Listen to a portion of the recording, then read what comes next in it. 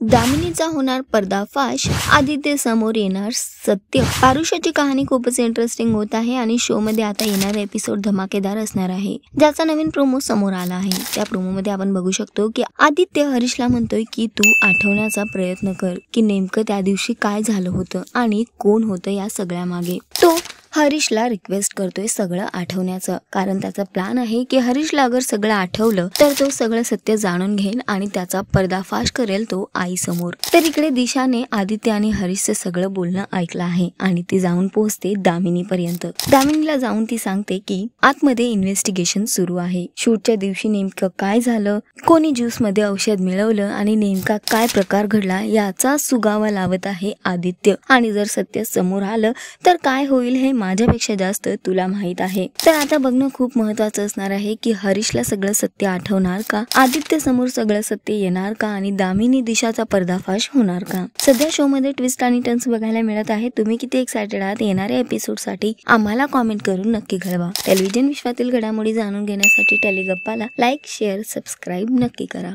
नमस्कार।